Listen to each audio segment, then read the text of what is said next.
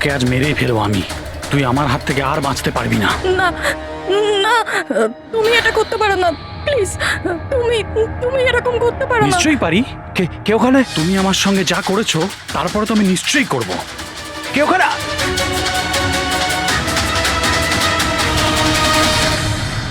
বাঁচাও বাঁচাও, please please help, বাঁচাও। তুমি এটা করতে পারো না, প্লিজ। কেউ আছো? কেউ আছো? বাঁচাও, please please help, please please বাঁচাও। ওখানে কে আছে? প্লিজ হেল্প হেল্প, কেউ বাঁচাও আমাকে, প্লিজ। কেউ আছো? কেউ আছো? প্লিজ বাঁচাও আমাকে, প্লিজ হেল্প, কেউ আছো? শোনো শোনো, প্লিজ, লেগে যাবে আমার। এই কি করছো? এই তোমার হাতে ওটা কি? তুই নিজের কাজ কর। এই দেবো তোকে টাকা। এই, তুমি এটা কি করছো? তোর মতো মেয়েরা না আমার কাছে ছাড়ো ওকে, পাস। ছেড়ে দাও। বললাম না, সর এখান থেকে। গান ছাড়, গান ছাড়, লেগে যাবে বলছি। গান ছাড়, গান ছাড়।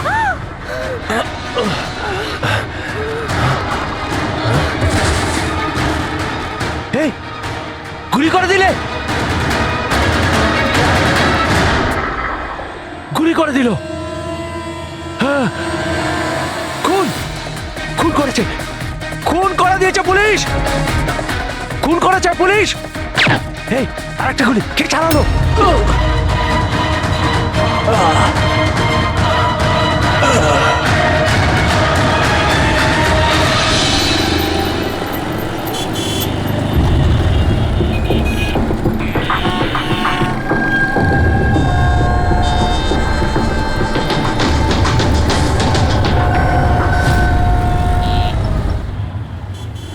মাফ করবেন,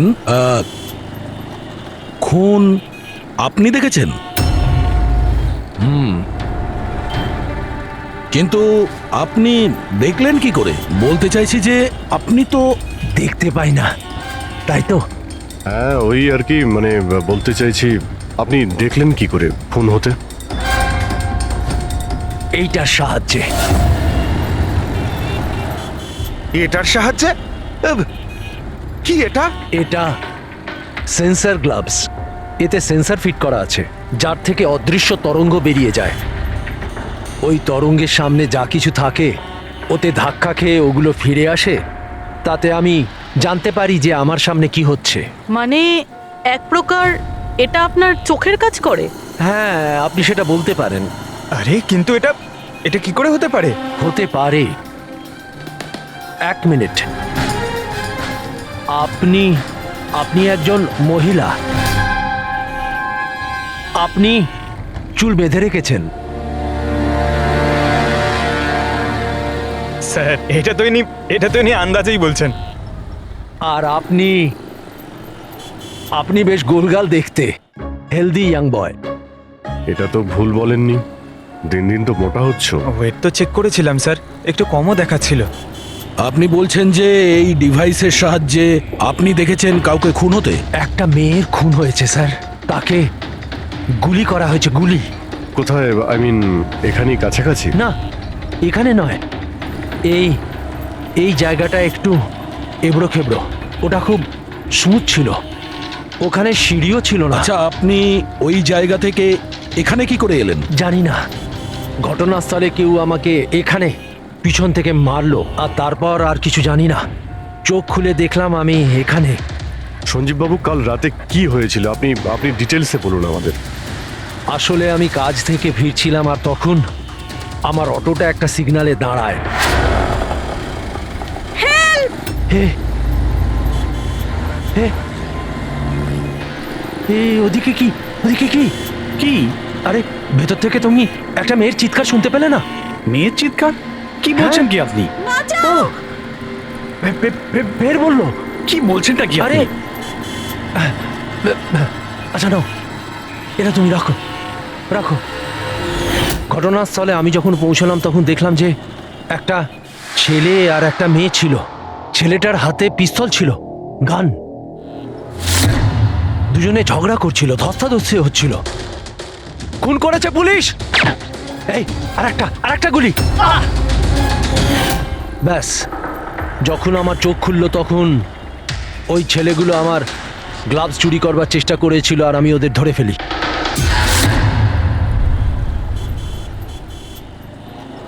আর আপনি অজ্ঞান হয়ে যাওয়ার পরে খুনি আপনাকে এখানে নিয়ে এসছে আর এখানে ফেলে পালিয়ে গেছে। হ্যাঁ, হতে পারে। আচ্ছা, ওই জায়গাটা কোথায় যেখানে মেয়েটার গুলি লেগেছিল? না স্যার, আমি জানি না। আচ্ছা, আন্ধারিতে ওই অটো যে সিগন্যালে দাঁড়িয়েছিল, যেখানে আপনি মেয়েটার চিৎকার শুনেছিলেন, সেই জায়গাটা জানেন আপনি? মনে আছে? আই অ্যাম সরি, আমি এ ব্যাপারে আপনাদের হেল্প করতে পারবো না। ইটস ওকে, আপনি চিন্তা করবেন না, আমরা ওই জায়গাটার খোঁজ নিয়ে নেব। কিন্তু কি করে? ওই অটো ড্রাইভারকে জিজ্ঞাসা করব। এত বড় শহরে ওই ড্রাইভারকে আপনি কোথায় খুঁজে পাবেন স্যার? পেয়ে যাব। ওদের নেটওয়ার্ক খুবই ফাস্ট, সারা শহরে ছড়িয়ে আছে। পেয়ে যাব। ওনার নাম, ঠিকানা বা অন্য কিছু জানেন আপনি? ও ও টুপি পরেছিল আর পুরনো গান শুনছিল 90-এর দশকের। আর ওর অটোতে আগুন নেভানোর যন্ত্রও লাগানো ছিল। আর হ্যাঁ, ওর কথাবার্তা দেখে মনে হচ্ছিল ও উত্তর ভারতে থাকে। হ্যালো, কি উত্তর ভারতের লোক? পুরনো গান শোনে, আবার টুপিও পরে, আগুন নেভানোর যন্ত্রও আছে ওর অটোতে। ঠিক আছে, দেখছি।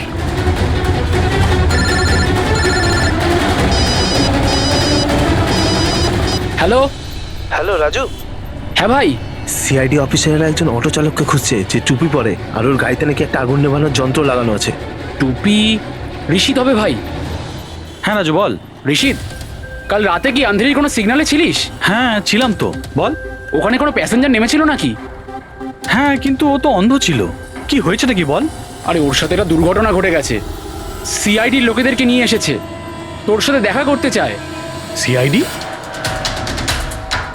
সঞ্জীব বাবু, দেখে বলুন তো যে এই অটোওয়ালা কিনা। মনে পড়ছে কিছু আপনার? হ্যাঁ স্যার, ইনিই তো ছিলেন। হ্যাঁ, এই ছেলেটা। স্যার, আমি কিছু করিনি স্যার, আমি কোনো চিৎকার শুনিনি স্যার। হ্যাঁ স্যার, ইনি চিৎকার শুনেছিলেন, কিন্তু আমার স্ত্রী অসুস্থ ছিল, আমার হসপিটাল যাওয়ার ছিল, তাই আমি ওনাকে ছেড়ে চলে গেছি। আরে ভয় পেও না, তোমায় কেউ কিচ্ছু বলবে না। তুমি বলো এই লোকটাকে তুমি কোথায় নামিয়েছিলে? এই তো এই সিগন্যালে ছেড়েছি স্যার। তারপর ওই সিগন্যাল থেকে কোন দিকে গিয়েছিলেন উনি? এই সামনের গলিটার মধ্যে স্যার। ঠিক আছে, তুমি যাও। Thank you very much, thank you. আসুন। আসুন সঞ্জীব বাবু। অটোওয়ালা আপনাকে এই গলির মধ্যে আসতে দেখেছিল। এখানে দুটো রাস্তা আছে, একটা এটা আর একটা ওটা।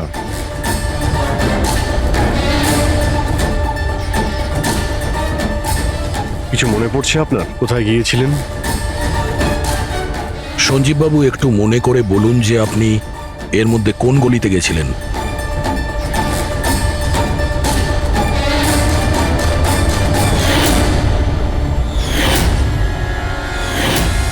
একটা পাখির মতো দেখতে মূর্তি ছিল। চলো আমরা এখান থেকে শুরু করি। সামনে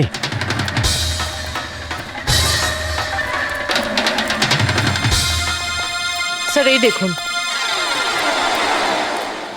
সঞ্জীব বাবু, দেখুন তো এই মূর্তিটাই কিনা। হ্যাঁ হ্যাঁ, এটাই। অভিজিৎ স্যার, মূর্তি পেয়ে গেছি। এটা কি? আরে গুড। এই যে এইটাই। আচ্ছা, এর পরে সঞ্জীব বাবু, এরপর মনে আছে আপনি কোথায় গিয়েছিলেন? 3টে গোল দেখতে পেয়েছিলাম।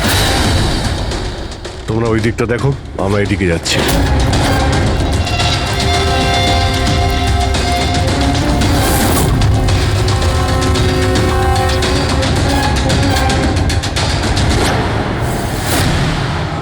স্যার,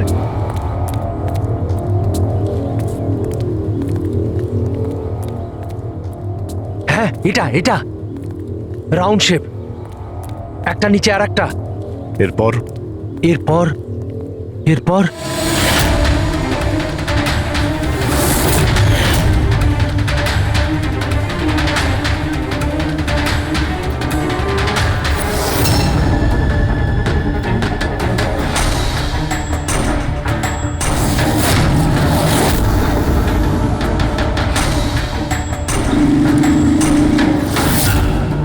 এদিকে এদিকে, এই যে। সাবধানে। আরে স্যার, ঘুরে ফিরে সেখানেই চলে এলাম যেখান থেকে শুরু করেছিলাম। আরে সেই জন্যই তো উনি চিৎকার শুনতে পেয়েছিলেন।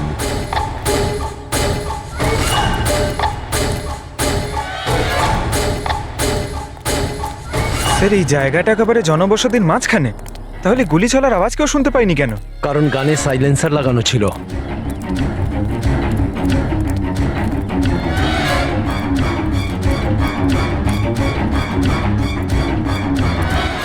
আসুন, একটা স্টেপ আছে, সাবধানে।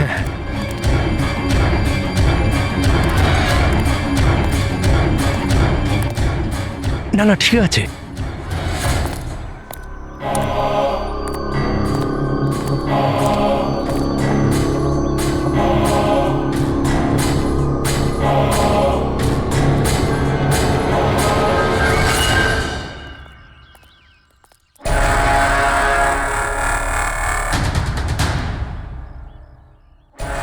কি হলো? আপনারা দাঁড়িয়ে পড়লেন কেন? কি আছে? লাশ পেলেন? সঞ্জীব বাবু, আপনি বলেছিলেন গুলিটা কোনো মেয়ের লেগেছিল। হ্যাঁ হ্যাঁ, মেয়ের গায়ে লেগেছিল। আমি তাকে ছুঁয়ে দেখেছিলাম। ওর গুলি লেগেছিল, রক্ত বেরোচ্ছিল। কেন বলুন, কি হয়েছে? লাশ এখানে আছে, কিন্তু কোনো মেয়ের নয়, কোনো ছেলের। কি?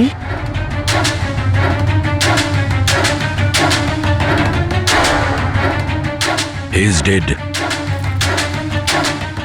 মনে হচ্ছে সেই যে ওই মেয়েটাকে মারার চেষ্টা করেছিল। স্যার, ওনার কথা অনুযায়ী এখানে দুটো গুলি চলেছিল। হয়তো হয়তো এই দ্বিতীয় গুলিটায় মারা গেছে।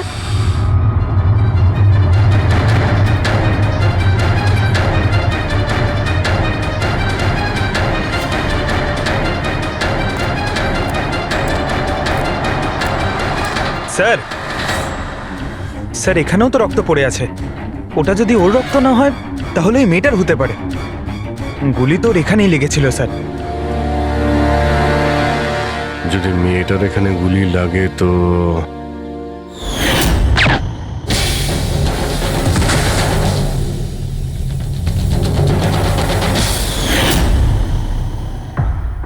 আপনি বললেন যে আপনার মাথায় পিছন থেকে কেউ মেরেছিল, তো সেটা দ্বিতীয় গুলি চলার পরে আপনার লেগেছিল নাকি সেটা চলার আগে? না না, দ্বিতীয় গুলিটার পর মেরেছে। স্যার কি হচ্ছে এসব? কিছু বুঝতেই পারছি না। স্যার, রক্ত তো অনেক বেরিয়েছে। ওই মেয়েটা নিশ্চয়ই আহত। স্যার, না তো কোনো মোবাইল পেয়েছি, না ওয়ালেট, কোনো আইডেন্টিফিকেশন নেই। আর স্যার, ওর হাত আর আঙুলে যে চিহ্ন আছে সেগুলো দেখে মনে হচ্ছে কেউ যেন ঘড়ি আর আংটি চুরি করে নিয়েছে। আচ্ছা, এদের দুজনকে চিন্তায়ের উদ্দেশ্যে মারেনি তো?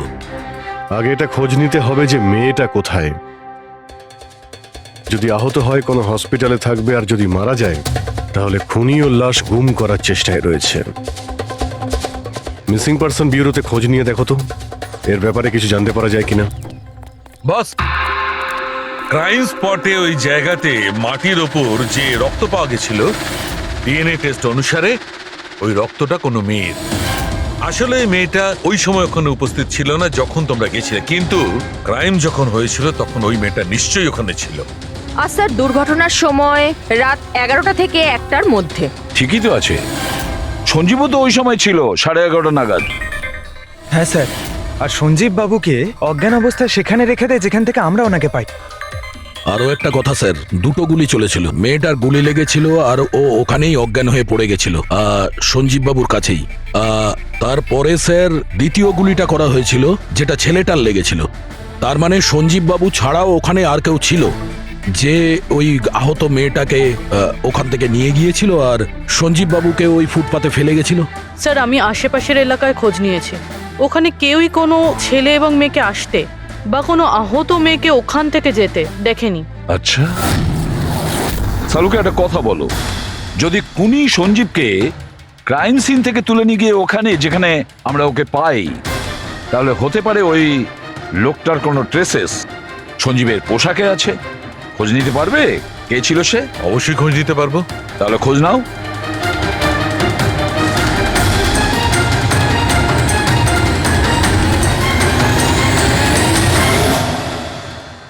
স্যার, হ্যাঁ? লাশ শনাক্ত করা গেছে।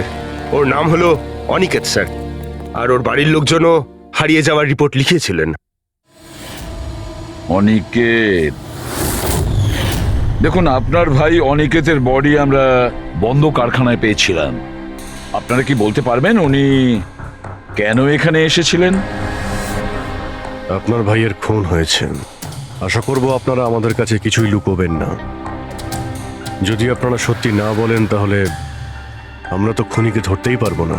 স্যার এরকম কিছু নয় স্যার, গত কয়েকদিন ধরে খুবই অদ্ভুত বিহেভ করছিল। অদ্ভুত মানে? প্রায় বাইরে থাকতো স্যার, সারাদিন। আমরা অনেকবার জিজ্ঞাসা করার চেষ্টা করেছি, কিন্তু কিচ্ছু বলতো না। গতকাল সকালেও 11টা নাগাদ চলে গেছিল। কোথায় গেছিল কিচ্ছু বলেনি। সারা দিন ধরে স্যার ঘরে ফেরেনি। সকালে উঠে দেখি সারা রাতেও বাড়ি ফেরেনি। তারপরে গিয়ে আমি পুলিশের কাছে কমপ্লেন করি। তো সারাটা দিন ফোনে কোনো কথা হয়নি? স্যার আমি ওকে সারাদিন ধরে ফোনে কল করছিলাম, কিন্তু ফোনেই পাচ্ছিলাম না ওকে। এরকম কবে থেকে চলছিল? স্যার জানি না কবে থেকে, গত কয়েক বছর ধরে তো সিঙ্গাপুরেই ছিল।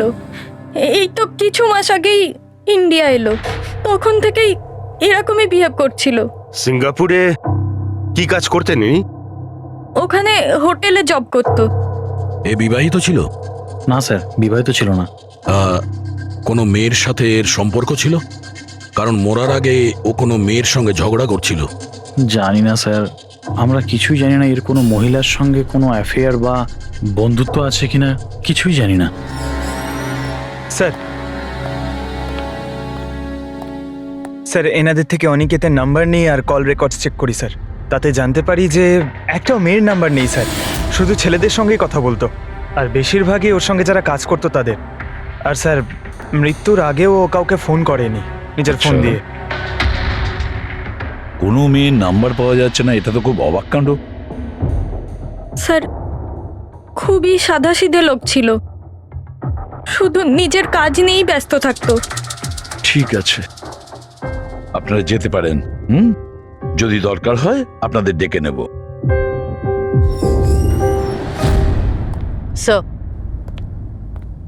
স্যার কালকে কারখানায় যাওয়ার আগেই অনিকেত সারা দিন একই জায়গায় ছিল। কোন জায়গায়? Sir coffee shop. স্যার এর ক্রেডিট কার্ডের বিল থেকে এটা প্রমাণিত হয় যে এ সারা দিন ওই কফি শপে ওর ক্রেডিট কার্ড সোয়াইপ করেছিল। হ্যাঁ স্যার, ওর ফোনের লাস্ট লোকেশন ওই কফি শপই ছিল। কোন কফি শপ ছিল ওটা? Pillow coffee shop. যাও ওই পিলো কফি শপে আর খোঁজ না ও সারাদিন বসে কি করছিল। স্যার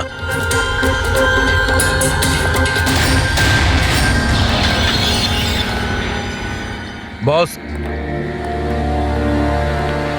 কি খবর নিয়ে এসেছো? এমন খবর এনেছি যেটা আমাদের কাছে খুব জরুরি। কি? এর পোশাকের মধ্যে আমি কয়েকটা আলাদা আলাদা ডিএনএ স্যাম্পল পেয়েছি। কিছু মানে? কিছু মানে 5 জন লোকের ডিএনএ স্যাম্পল পেয়েছি। 5? হ্যাঁ 5, আর এই 5 জনই মেয়ে।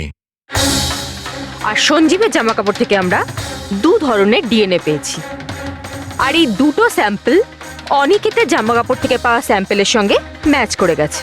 মানে 5 জনের মধ্যে 2 জন যারা অনিকেতকে ছুঁয়েছিল, ওরা আবার সঞ্জীব বাবুকেও ছুঁয়েছিল।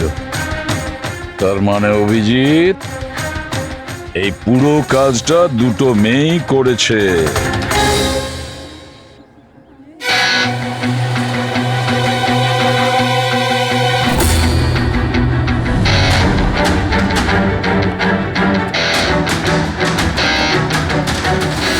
আচ্ছা এই ছবিটা দেখুন, আপনি একে চেনেন? কালে সারাদিন এখানে আপনার ক্যাফেতেই ছিল। হ্যাঁ স্যার, এ কালকে সারাটা দিন এখানেই ছিল, আর রাতে এই ধরুন 10:30 আশেপাশে এখান থেকে বেরিয়েছিল। এ একা ছিল নাকি এর সাথে আরো কেউ ছিল? নিতু, এদিকে একটু এসো। এই ফটোটা একটু দেখো, এ কালকে এখানেই ছিল না? এনাদেরকে এটা বলো যে কালকে একা ছিল না, কারোর সাথে ছিল। ইনি তো অনিকেত। ইনি কখনো একা আসতেন না, সবসময় ভিড় নিয়ে আসতেন, মহিলা আর মেয়েদের ভিড়। আর শুধু কালই নয়, ইনি আমাদের রেগুলার কাস্টমার, প্রায়ই এখানে আসেন। আচ্ছা ও রোজ একই মেয়ের সাথে আসতো না আলাদা আলাদা? আলাদা আলাদা আসতো স্যার, আর দিনে কম করে 3 থেকে 4 জন। খুবই পাকা খেলোয়াড় ছিলেন ইনি। একবার তো আমি ওনাকে জিজ্ঞাসাও করেছিলাম যে এতগুলো মেয়ের সাথে বন্ধুত্বটা হলো কি করে। তো উনি আমাকে বলেছিলেন যে ওনার মোবাইলে একটা অ্যাপ আছে, কোনো ডেটিং অ্যাপ। ওখানেই ওনার এই মেয়েগুলোর সাথে পরিচয়।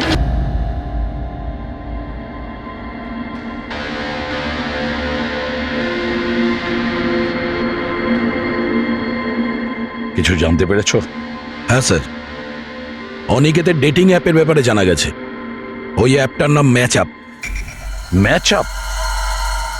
এটা দুজনের সাথে বিয়ে দেওয়ার কোনো অ্যাপ নয় তো? হ্যাঁ স্যার, ওই রকমই কিছু। কিন্তু অনিকেত এই অ্যাপের ভুল ব্যবহার করেছে। ও এই অ্যাপের সাহায্যে এতগুলো মেয়ের সঙ্গে কন্ট্যাক্ট করেছে স্যার, আর ওদের সঙ্গে বন্ধুত্ব করেছে।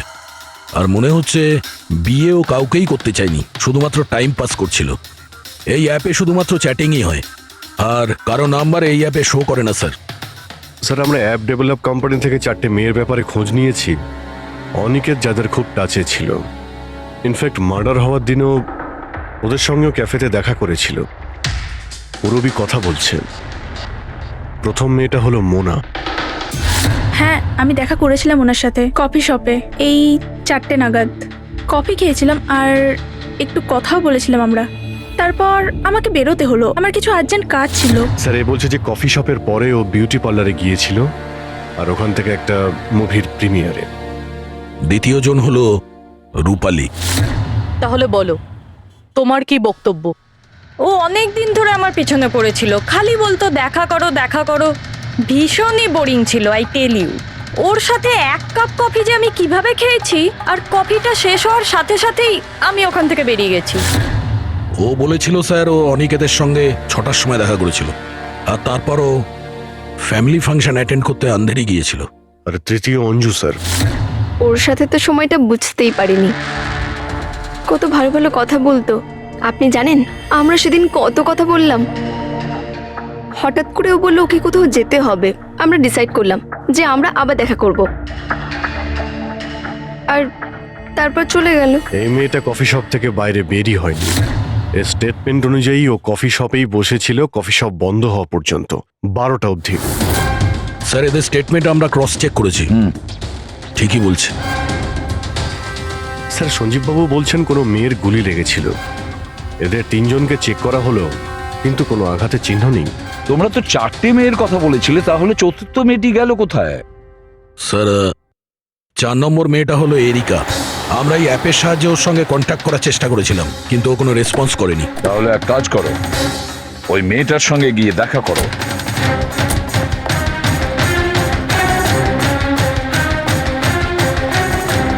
রজত, তাড়াতাড়ি রেডি হও।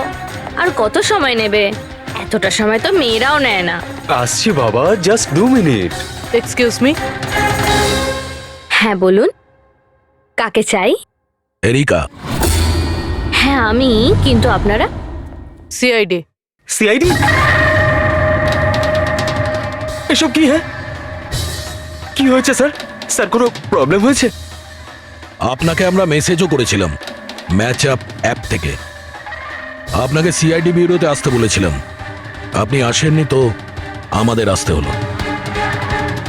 Match up app? এটা কি? Dating app. Dating app? তুমি এই ডেটিং অ্যাপে কি করছো? হ্যাঁ শোনো, ওনাদের কোনো ভুল হচ্ছে, আমি কোনো ডেটিং অ্যাপে নেই। সেটা কিভাবে হতে পারে? আপনার প্রোফাইল আছে, আপনার ডিসপ্লে পিকচার রয়েছে। শুনুন, আমি একজন বিবাহিতা, আমি কোনো ম্যারেজ সাইট বা ডেটিং অ্যাপে নেই। ইনি আমার হাজবেন্ড রজত, আর আমি ওনার সাথে বিয়ে করে খুব হ্যাপি। আমার এসব করার কোনো প্রয়োজন নেই। ম্যাডাম, আপনি যদি সত্যি বলেন তাহলে এটা কি? আপনার প্রোফাইলে এই ডেটিং অ্যাপে কি করে? দেখুন, আমি সত্যি বলছি, আমি জানি না এটা কি। আমি এরকম কোনো প্রোফাইলই বানাইনি। তো আপনি এটা বলতে চাইছেন যে আপনার নামে কেউ ফেক আইডি বানিয়েছে? আচ্ছা, আপনি কোনো অনিকেত নামে কাউকে চেনেন? অনিকেত? এই লোকটা? না স্যার, আমি একে চিনি না। স্যার, কি করছেন আপনারা? কেন আমাদেরকে ডেকেছেন? আমরা আপনাদের বলিনি, কিন্তু অনিকেত, যার সঙ্গে আপনারা কফি শপে দেখা করেছিলেন, ওর খুন হয়ে গেছে ওই রাতেই। কিন্তু স্যার, আমরা ওকে কেন মারবো? আমরা তো ওকে ঠিকমতো চিনতামই না। ইনফ্যাক্ট এই ঘটনার কিছুদিন আগে তো ওর সাথে চ্যাট হয়েছিল আমার অ্যাপে। হ্যাঁ, আর ওই দিনই তো আমি প্রথমবার দেখা করেছিলাম ওর সাথে। আর আমার সাথে তো ওর সেরকম কোনো শত্রুতাও ছিল না। আর আমি তো ওই অ্যাপেই নেই, এমনকি আমি ওকে চিনিও না।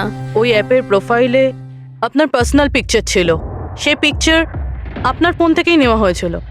কোনো স্ট্রেঞ্জারের কাছে আপনার ছবি কিভাবে আসবে?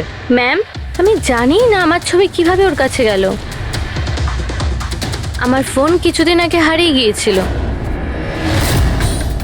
ফোন চুরি হয়ে গেছে? কোথায়?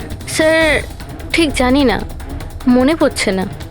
কোনো ব্যাপার না, আপনারা কিছুক্ষণের জন্য আমাদের সাথে কোঅপারেট করুন, আমরা জেনে যাব খুনিকে।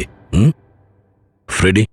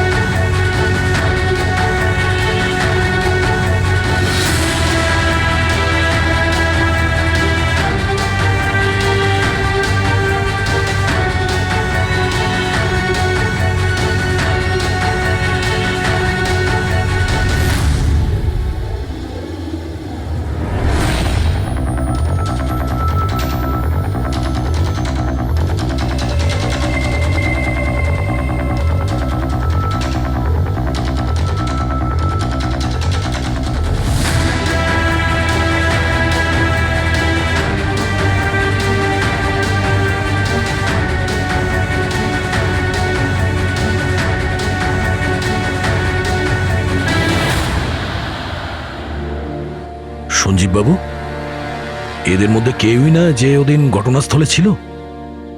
এদের মধ্যে কেউ নয়। ঠিক আছে, আপাতত আপনারা যেতে পারেন।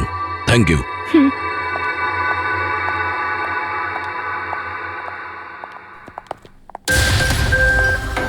না স্যার, এদের মধ্যে তো কেউ না। স্যার, বাকি তিনজনের মতন ওরও কোনো চোট নেই, কিন্তু কিন্তু ওই মেয়েটার আঘাত ছিল, চলার অবস্থাই ছিল না। কিন্তু সালুকে যে আমাকে বলল ও সঞ্জীবের পোশাকে যে ডিএনএ টেস্ট করেছিল তাতে তো দুটো মহিলার ট্রেসেস পাওয়া গেছে। ঠিক আছে, কিন্তু একজন আহত হতে পারে, আরেকজন সেও তো ওই চারজনের মধ্যে একজন হতে পারে।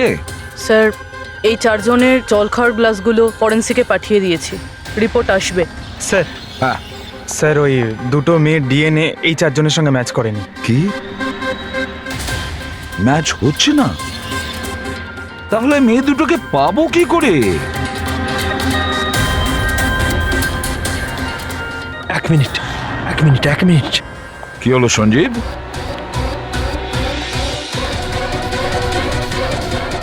এসিবি স্যার, আমি এই গন্ধটা চিনি। গন্ধ? আমার আফটার শেভ মনে হয় স্যার। না না, এটা ওই গন্ধ যেটা আমি ঘটনাস্থলে পেয়েছিলাম, একদম ওটার মতো। কফি আর চা?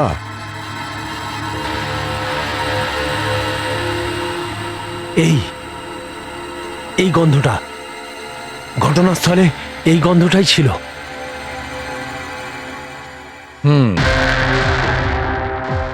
আর আমি পঙ্কজের জামার হাতার ওপরে কফির দাগ পেয়েছি। হ্যাঁ স্যার, ওই সকালে কফি বানাচ্ছিলাম না, তাই একটু পড়ে গেছিল। তার মানে ডক্টর সালুখে ওই ক্রাইম সিনে কফি আর চায়ের মিশ্রিত একটা গন্ধ ছিল। ক্রাইম সিনে না খুনির কাছে? চার কফির মিশ্রিত কোনো স্মেল তখনই আসে যখন সে বারবার চার কফি বানায়, যেমন কোনো কুক বা কেউ কফি শপে কাজ করলে, যেমন পিলো কফিতে। পুরো একটা কাজ করো, এরিকাকে জিজ্ঞেস করো যে ওর ফোন পিলো কফি শপের আশেপাশে হারিয়েছিল কিনা।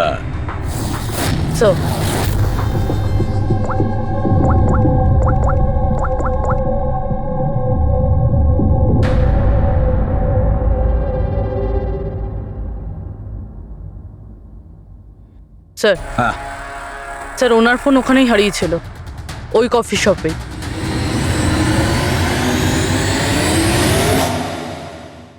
এই মেয়েটা এখানে প্রায়ই আসে না? হ্যাঁ, এনাকে দেখেছি তো এখানে। এর ফোনটা হারিয়ে গেছে। তো এর ফোনটা যখন হারিয়েছিল এখানে ডিউটিতে কে ছিল?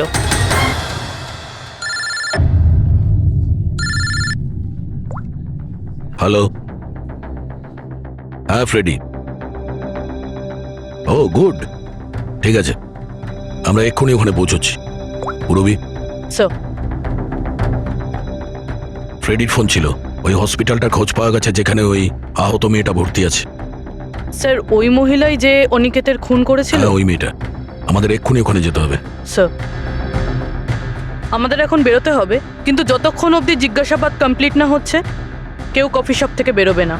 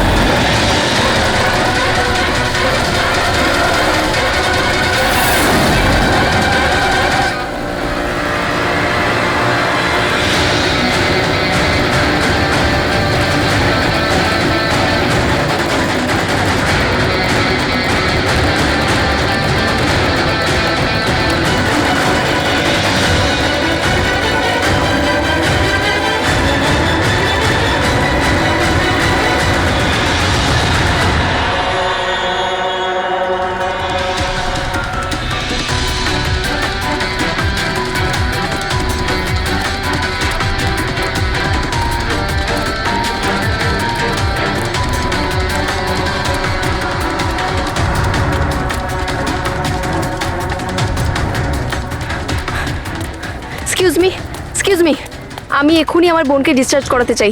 আপনি এক্ষুনি ডিসচার্জ পেপার তৈরি করুন, তাড়াতাড়ি। ডিসচার্জ? কিন্তু উনি তো এখনো কোমায়। দেখুন, আমার এসব জেনে কোনো কাজ নেই, আমাদের এক্ষুনি এখান থেকে বেরোতে হবে। আপনি তাড়াতাড়ি করুন please। এভাবে কি করে ডিসচার্জ করে দিই? ওনার প্রাণের থেকেও কি এমন বেশি জরুরি? দেখুন, আমার এত তর্ক করার কোনো সময় নেই, আপনি আমার সঙ্গে তর্ক করবেন না। তাড়াতাড়ি করুন প্লিজ, যেটা বললাম সেটা করুন।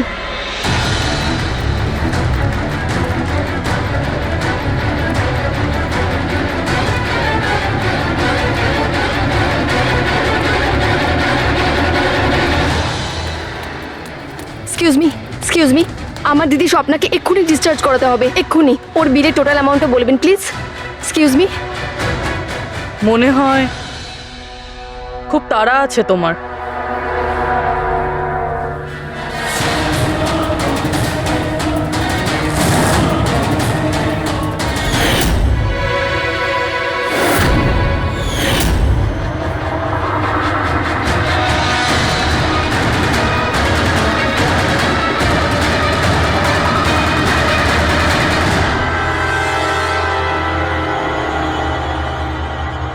ক্যাফেতে ওই ফোন কলটা, ওটা আমাদেরই প্ল্যান ছিল। আমরা এটাই দেখতে চাইছিলাম যে ওই আহত মেয়েটার মিথ্যে খবরের জালে কে ফাঁসে। আর তুমি ফেসে গেলে। এটাও ভাবলে না যে সিআইডি তোমাকে ফলো করছে? তুমি নিজেই আমাদের এখানে নিয়ে এসেছো, আর তাই পালিয়ে কোনো লাভ নেই। সেই জন্য তোমার জন্য এটাই ভালো হবে, নিজের অপরাধ স্বীকার করে নাও।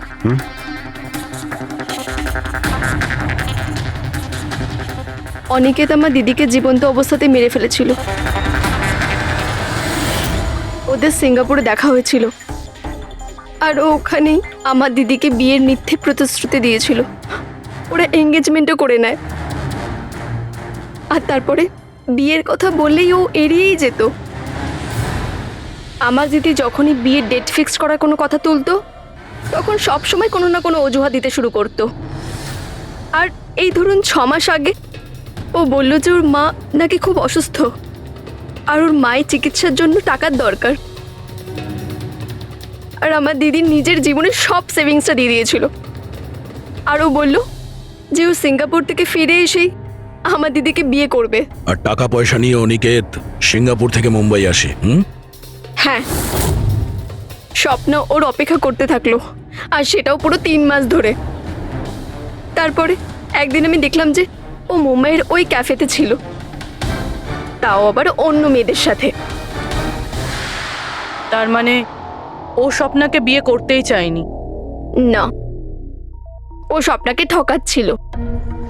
ও স্বপ্নারই ইনকাম করা টাকা অন্য মেয়েদের পেছনে ওড়াচ্ছিল।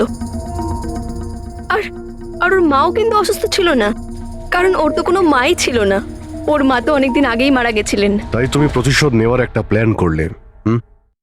স্বপ্না তো আমার কোনো কথা বিশ্বাস করতে চাইতোই না। ওর ভালোবাসায় অন্ধ হয়ে গেছিল। ওর প্রমাণের দরকার ছিল। তাই অনিকেতের সত্যিটা সামনে আনার জন্য আমি এরিকার ফোন চুরি করি, আর ওর নাম দিয়েই আমি ম্যাচআপ অ্যাপে ওর ফেক প্রোফাইল তৈরি করি, আর অনিকেতের সঙ্গে চ্যাটিং করতাম। আর ও ইজিলি আমার ফাঁদে পড়ে যায়। তারপরে আমি ওকে ওই ফ্যাক্টরিতে আসতে বলি, আর তার সাথে স্বপ্নাকেও আসতে বলি, যাতে ও নিজের চোখে সব কিছু দেখতে পাক। কিন্তু ওই দিন যখন আমি ওখানে গেছিলাম, তখন আমি দেখলাম যে... এটা কি করছো তুমি?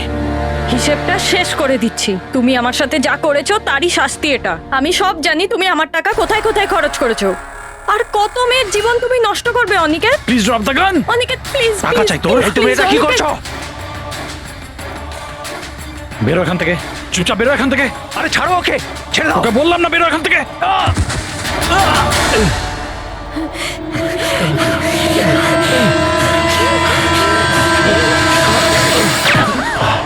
এই, গুলি করে দিলে, গুলি করে দিল। হ্যাঁ, খুন খুন করে দিয়েছে পুলিশ। এই, আরেকটা গুলি কে চালালো? আরেকটা গুলি চালিয়েছে পুলিশ।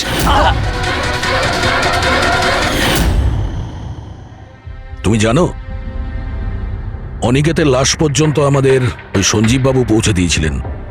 উনি দেখতে পান না, কিন্তু ওনার ওই সংবেদনশীল দস্তানা, সেন্সিটিভ গ্লাভস, চোখের থেকে কম না। প্রতিশোধ নেওয়ার জন্য তুমি অনিকেতকে খুনই করে দিলে, কিন্তু এখন তো সারা জীবন জেলেই কাটবে।